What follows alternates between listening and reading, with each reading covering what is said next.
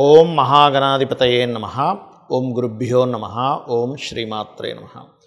పరమేశ్వర స్వరూపమైనటువంటి జ్యోతిష, వాస్తు మరియు ఇతర అనేకమైనటువంటి శాస్త్రములను మనకు అందించినటువంటి మహర్షులకి నమస్కారం. హయగ్రీవ హయగ్రీవ హయగ్రీవేతియో వధేత్తస్య నిస్సరతే వాణి జహ్నుకన్యా ప్రవాహవత్. అరుణాం కరుణాతరంగితాక్షీం ధృతపాశాంకుశపుష్పభానచాపాం అనిమాదిభిరావృతాం మయూకైః అహమిత్యేవ విభావయే భవానీం. శ్రీమాత్రే నమః. ప్రేక్షకులకి ఆ లలితాంబిక అమ్మవారి యొక్క అనుగ్రహం పరిపూర్ణంగా కలగాలని మనస్ఫూర్తిగా కోరుకుంటూ మనం ఈరోజు చెప్పుకోబోయేటువంటి టాపిక్ ఏమిటి అంటే, అసలు ధన సంబంధించిన సమస్య ఎందుకు వస్తుంది, బ్యాంక్ బ్యాలెన్స్ ఎందుకు ఉండదు, నిలువధనం ఎందుకు ఉండదు, 4 రూపాయల జేబులో ఎప్పుడు ఉండకపోవడానికి కారణం ఏంటి, డబ్బులకి ఎందుకు ఇబ్బంది పడుతూ ఉంటాం, ఒక్కొక్క లగ్నం తెలియని వారి రాశి నుంచి నేను చెప్పేటువంటిది పాటించినట్లయితే ఖచ్చితంగా బాగుంటుంది. అదేవిధంగా మరి date of birth, time of birth కూడా లేని వారు చేసుకోవాల్సినటువంటి ముఖ్యమైనటువంటి పరిహారాలు ఏమిటి, మంత్రం ఏమిటి అనేటువంటి స్పష్టంగా చెప్తాను. ఇవి పాటించినట్లయితే ఖచ్చితంగా ఇవి పాటించిన రోజు నుంచి స్లోగా రోజులు నెలలు గడుస్తున్న కొద్దీ 100% మీకు ధనాభివృద్ధి కలుగుతుంది. ఇది గుర్తుపెట్టుకోండి. అదేవిధంగా వాస్తుపరంగా కూడా తీసుకోవాల్సిన జాగ్రత్తలు కూడా చెప్తాను. ధనుర్లగ్నము, ధనస్సు రాశి. ధనస్సు లగ్నం వారికి ఉన్న గొప్ప యోగం ఏంటంటే, ఏదో రూపంలో డబ్బులు వచ్చే యోగం ఉంటుందండి వారికి. బికాజ్ ఆఫ్ లగ్నాధిపతి అలాంటి వాడు. గురుత్వ లక్షణాలు అధికంగా ఉంటాయి. చార్టెడ్ అకౌంట్స్ వీళ్ళందరూ కూడా ఎక్కువ ధనుర్లగ్నము లేదా గురువు కనెక్ట్ అయి ఉండడము, గురువు ధనయోగాన్ని ఇచ్చే వాళ్ళు ఇందులోనే ఉంటారు. మీన లగ్నము, ధనుర్లగ్నము లేదా గురువే యోగకారకుడు అవడం, గురువు లగ్నంలో ఉండడం, ఇట్లాంటి కారకత్వాల్లో ఉంటారు. అయితే ఈ ధనుర్లగ్నానికి లగ్నాధిపతి ఎవరైతే ఉన్నారో గురువు ఎంత బాగుంటే వీళ్ళ లైఫ్ అంత బాగుంటుంది. Because of natural 9th lord, natural భాగ్యాధిపతి. ఈ ధనాధిపతి ఎవరైతే శని భగవానుడు ఉన్నాడో, ఈ శని ఏదైతే ఉందో ఇక్కడ ఈ శాటర్న్ గుర్తుపెట్టుకోండి, కారకుడైనటువంటి శని భగవానుడు మీకు గనక 5th హౌస్ లో నీచ పొందుతాడు ధనుర్లగ్నానికి. సో ఎక్కడైనా నీచ పొందాడా అనేటువంటి దాన్ని గుర్తుపెట్టుకోవాలి. ఎందుకంటే లేకపోతే ఏమవుతుందంటే, ధనుర్లగ్నానికి 2nd లార్డ్ వెళ్ళి 2nd and 3rd లార్డ్ వెళ్ళి నీచపడ్డాడు అంటే మీ ధనం అంతా కూడా ఒక చిన్న రాంగ్ డెసిషన్, అగ్రెసివ్గా తీసుకునేటువంటి ఒక డెసిషన్ మీకు ఇటువంటి దాన్ని దారి తీస్తుంది. ఇది మెయిన్గా గుర్తుపెట్టుకోండి. అలాగే మరొక విషయం ఏంటంటే, ఇది ఒకటే కాకుండా 10th లార్డ్ అంటే వృత్తిపరంగా మీకు డబ్బుల అభివృద్ధిలోకి రావాలంటే బుధుడు బాగుండాలి. ఇన్వెస్ట్మెంట్స్ మూలంగా మీకు ధనయోగాలు రావాలంటే, అంటే మీకు ఎక్కువగా కుజుడు బాగున్నాడు, 12th లార్డ్ కుజుడు అవుతాడు. ల్యాండ్స్ అండి, ల్యాండ్స్ మీద డబ్బులు పెట్టారా ఇంక తిరుగుండదు. 12th హౌస్లోనే కుజుడు ఉన్నాడు అనుకోండి, ఇంక తిరుగులేదు. అయితే ఈ 12వ అధిపతి మంచి యోగాన్ని ఇవ్వాలంటే మీకు రవి కూడా బాగుండాలి, భాగ్యాధిపతి కూడా బాగుండాలి. అప్పుడు తండ్రి మూలంగా వచ్చేటువంటి ధన సంబంధించిన యోగం మీకు కలుగుతుంది, గుర్తుపెట్టుకోండి. అయితే ఇక్కడ పర్టికులర్గా ఏంటంటే, ఈ యొక్క కారకుడు కుజుడు విషయంలో జాగ్రత్తలు తీసుకోవాలి.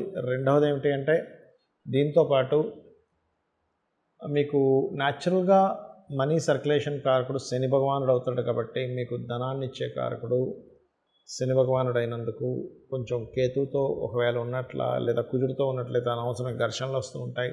అలాంటప్పుడు మీరు నూనె దానంగా ఇవ్వడము అట్లాంటివి చేస్తూ ఉండాలి.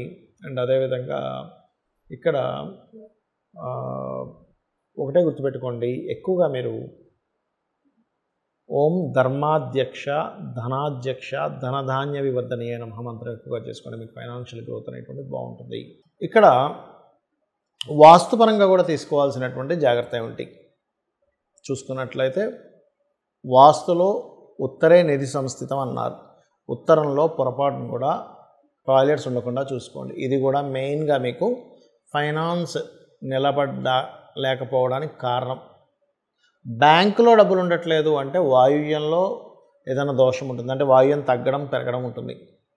అంటే కొన్నిసార్లు వాయువ్యంలో కూడా టాయిలెట్స్ అవి ఉంటాయి. అది కూడా మెయిన్ కారణం అవుతుంది. మానసిక స్థితి సరిగ్గా లేకపోతుంది దానివల్ల. ఇక మనీయే ప్రొడ్యూస్ అవ్వటం లేదండి. అసలు ఉత్తరమేమో అవకాశాలు రావట్లేదు, వాయువ్యమేమో బ్యాంక్ బ్యాలెన్స్ ఉండట్లేదు, అసలు మనీ ప్రొడ్యూసే అవ్వట్లేదు. ఆగ్నేయంలో చాలామంది టాయిలెట్స్ పెట్టడం వల్ల కూడా జరుగుతూ ఉంటుంది. స్త్రీ మూలకంగా ఇబ్బంది కూడా వస్తూ ఉంటుంది. అదేవిధంగా తెలియకుండా ఇంట్లో దక్షిణ నైరుతిలో బీరువా పెట్టి అక్కడ మీరు ధనం పెడుతుంటారు. అది వేస్టేజ్ జోన్, దానివల్ల వేస్టేజ్ అవుతూ ఉంటుంది. పడమర వాయువ్యంలో కూడా తెలియకుండా మనీ పెడతారు. దానివల్ల కూడా మీకు మనీ మీద అంటే ఎంతసేపు పోవడమే బాధ అనేటువంటిది జరుగుతుంది. సో వాస్తుపరంగా ఈ జాగ్రత్తలు తీసుకోవాలి. ఇక మరొక విషయం ఏంటంటే, ఇక్కడ నాకు జన్మజాతకం లేదు, ఏమీ లేదు, కానీ విపరీతమైనటువంటి ధన ఇబ్బంది పడుతున్నాను అనుకునేటువంటి వారు, ఒకటి ఓం ధనాధ్యక్ష ధర్మాధ్యక్ష ధనధాన్య వివర్ధనీయ నమః, ఒకటి ఓం సంపత్కరీ సమారూఢ సింధుర వ్రజసేవితాయే నమః, ఈ రెండు చేసుకోవచ్చు. అలా కాదు, ఫైనాన్స్ వల్లే నాకు గొడవలు ఎక్కువగా అవుతున్నాయి, ఆ గొడవలు తగ్గాలి, ఫైనాన్స్ రావాలి. కొంతమంది చూడండి, డబ్బులు ఎవరికో ఇచ్చారు, వాళ్ళ వల్లే బాగా గొడవలు అవుతూ ఉంటాయి. అలాంటప్పుడు రెండు మంత్రాలు చేసుకోవాలి. అదేమిటి అంటే, ఓం నవవిద్రుమ బింబశ్రీ న్యక్కారి రతనచ్చదాయే నమః, గుర్తుపెట్టుకోండి. అదేవిధంగా ఓం అపర్ణాయ నమః చేసుకుంటే అప్పులు కూడా తగ్గుతాయి.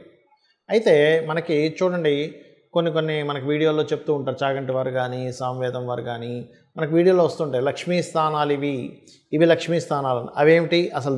ఆ లక్ష్మీ స్థానాలు అయితే వాటిని ఏం చేసుకోవాలో చెప్తాను నేను మీకు. ఫస్ట్ ఒకటి ఆవు వెనుక భాగము అంటూ ఉంటారు. అంటే ఆవు వెనక భాగం అంటే ఏం చేయాలండి? లక్ష్మీ స్థానం అంటే ఆవు వెనక భాగాన్ని దండం పెట్టుకోవాలి, నమస్కరించుకోవాలి. ఇలాగా ముందు భాగాన్ని నమస్కరించుకోకూడదు, ఆవు వెనక భాగాన్ని నమస్కరించుకుంటే లక్ష్మీ అభివృద్ధి వస్తుంది. ఎందుకు అంటే, గోవు దగ్గరికి లక్ష్మీదేవి వెళ్ళినప్పుడు గోవు ఇచ్చినటువంటి స్థానం అది. అందుకే ఆవు వెనక భాగంలో లక్ష్మీ స్థానము, ఆవు యొక్క మయంలో కూడా లక్ష్మీ ఉంటుంది అంటారు. రైట్. ఇక రెండవది ఏంటి? ఏనుగు కుంభస్థలము అంటూ ఉంటారు. ఏనుగు కుంభస్థలంలో ఉంటే ఏమిటండి అంటే, ఏనుగు కుంభస్థలాన్ని కూడా దండం పెట్టుకోవాలి, అది లక్ష్మీ స్థానం. అంటే ఏమిటి? ఇవన్నీ ఇంద్రుడికి సంబంధించినటువంటిది. ఇంద్రుడు ఏనుగు ఐరావతం అంటారు, మీకు తెలుసు కదా. అందుకే ఇంద్రుడు ఐరావతం మీద తిరగడం అది జరుగుతూ ఉంటుంది. అదేవిధంగా మారేడు దళం. మరి మారేడు దళం అంటారు కదండి, లక్ష్మీ స్థానం అంటుంటారు, మారేడు దళంలో ఉంటుంది అంటారు కదా. ఏం చేయాలి అంటే, మారేడు దళంతో ఈశ్వరుణ్ణి కనుక పూజించినట్లయితే లక్ష్మీ సిద్ధిస్తుంది. వెంటనే ఏమంటారంటే చాలామంది, ఏమండి మాకు తెలిసిన వాళ్ళు చాలామంది చేస్తున్నారు, కానీ వాళ్ళు ఏం పెద్దగా కోటీశ్వరులు అవ్వలేదండి అని వెంటనే చెప్తూ ఉంటారు. కానీ ఇక్కడ ఏమిటంటే, లక్ష్మి అంటే కేవలం నోట్ల కట్టలు మాత్రమే కాదు అనే విషయాన్ని మనం అర్థం చేసుకోవాలి. సంతాన లక్ష్మి, మంచి సంతానం ఉంటే అది లక్ష్మి, సౌభాగ్యలక్ష్మి, ధనలక్ష్మి, ధాన్యలక్ష్మి, విద్యాలక్ష్మి. అంటే ఏమిటి? మీకు ఒక మంచి విద్య ఉంది, అది కూడా లక్ష్మే.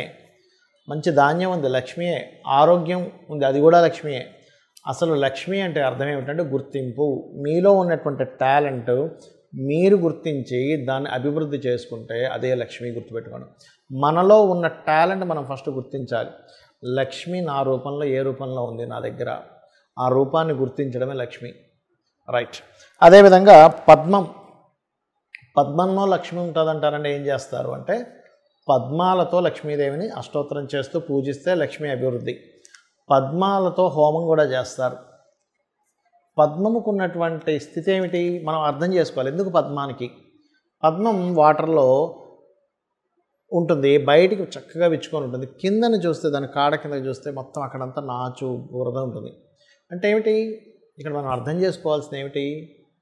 నువ్వు నీ చుట్టూ ఉండేటువంటి పరిసరాలన్నీ ఎలాగున్నా సరే నీ యొక్క బుద్ధిని వికసించుకున్నట్లయితే, ఇది వికసించుకోవడం ఇలా వికసించుకొని ఉంటుంది. నువ్వు ఎక్కడున్నా సరే నీ బుద్ధి వికసించుకున్నట్లయితే లక్ష్మి వచ్చి అక్కడ కూర్చుంటుందని దాని అర్థం పద్మం అనేటువంటిది. అలాగే ఐదవది శ్రీ పాపిట అంటూ ఉంటారు. అంటే ఈ భాగం లలితా సహస్రనామాల్లో ఒక నామం ఉంటుంది, శృతి సీమంత సింధూరి అనేటువంటి ఒక నామం ఉంటుంది. అంటే ఏమిటి? అమ్మవారి యొక్క సంబంధించిన లలితా సహస్రనామాల్లో అమ్మవారి పాదధూలికి సంబంధించిన ఈ పాపిడికి సంబంధించిన నామం అది. అంటే ఇక్కడ మనకి లలిత సహస్రనామాల్లో మరో నామం కూడా ఉంటుంది, సహస్రారాంబుజారూఢ సుధా సారాభివర్షిణి అని. అంటే ఏమిటి? సహస్రారంలో కూర్చొని అమ్మవారు సుధాసార వర్షాన్ని కురిపిస్తుంది. అంటే ఇక్కడ ఉన్నటువంటి అమ్మవారు ఇక్కడ ఉందంటే దాని పాదాలు ఎక్కడ ఉంటాయి? ఇక్కడ ఉంటాయి. అందుకని అక్కడ మనం స్త్రీలు సింధూరం పెడుతూ ఉంటారు. సింధూరం ధరించడం ద్వారా లక్ష్మీ అభివృద్ధి అవుతుంది అంటూ ఉంటారు. ఏమిటండి దానికేమిటండి లక్ష్మీ అభివృద్ధి అవ్వడము అంటే, లక్ష్మి అంటే ఆరోగ్యం అని కూడా మనం చెప్పుకున్నాం. మనము మన చుట్టూ ఉన్న ఆరాతో లోపల ఉండేటువంటి నాడి ఏదైతే ఉంటుందో నాళ్ళు ఉంటాయి, దాని ద్వారా కూడా లక్ష్మీ సంబంధం ఉంటుంది. ఎట్లాగా మనకి హెల్త్ బాగాలేదు, లక్ష్మి పోయింది. ఆరోగ్యమే కదండి అన్నిటికంటే ముఖ్యం. ఎంత డబ్బున్నా హెల్త్ బాగాలేదు అనుకోండి ఏమంటారు, అమ్మో డబ్బులు లేకపోయినా పర్లేదు కానీ ఆరోగ్యం బాగుండాలండి అంటాం. ఈ సుధాసార వర్షాన్ని ఎప్పుడైతే ఆవిడ కురిపిస్తుందో 72,000 నాళ్ళు తడుస్తున్నాయో మన ఆరోగ్యము, మన సౌభాగ్యం అన్నీ కూడా ఆవిడ అనుగ్రహంతో నిండుతున్నాయన్నమాట. దానికి ఆవిడ కృతజ్ఞతగా ఇక్కడ పెడతాము. ఇక్కడ ఎప్పుడైతే ప్రెస్ చేస్తుంటారో కొన్ని మనకి సనాతన ధర్మంలో ఏంటంటే ఇది థర్డ్ ఐ అంటారు, ఇక్కడ ఆజ్ఞాచక్రం ఉంటుంది అంటారు. అలాగే ఇక్కడ సహస్రారం సంబంధించినటువంటిది ఉంటుంది. కాబట్టి ఇక్కడ ఇలా ఎప్పుడైతే సింధూరంతో చేస్తుంటామో ఇలాగా స్త్రీలకి ప్రత్యేకంగా పాపిట మధ్యలో అది గొప్ప యోగంగా మారుతుంది. అదే కాకుండా భర్త ఆయుష్ని పెంచుతూ ఉంటుందని చెప్తూ ఉంటారు. భర్త కూడా లక్ష్మీ కదండి, వాళ్ళకి భార్యకి భర్త లక్ష్మి, భర్తకి భార్య లక్ష్మీ స్వరూపము. అంటే లక్ష్మి అంటే ఇక్కడ కేవలం డబ్బులో ఒక స్త్రీమూర్తినో చూడడం కాదు, క్షేమం కలిగించేది, గుర్తింపునిచ్చేది లక్ష్మి అని అర్థం. ఒక గుర్తింపు స్త్రీకి కానీ పురుషుడికి కానీ వాళ్ళ పార్ట్నర్ ఒక గుర్తింపు. ఈ రకంగా ఇవి చేసుకుంటూ నేను చెప్పినటువంటిది ఒక్కొక్క లగ్నానికి ఏదైతే చెప్పానో ఇవి చేస్తూ మీరు లక్ష్మీ అనుగ్రహం పరిపూర్ణంగా పొందాలని మనస్ఫూర్తిగా కోరుకుంటూ శ్రీమాత్రే నమః.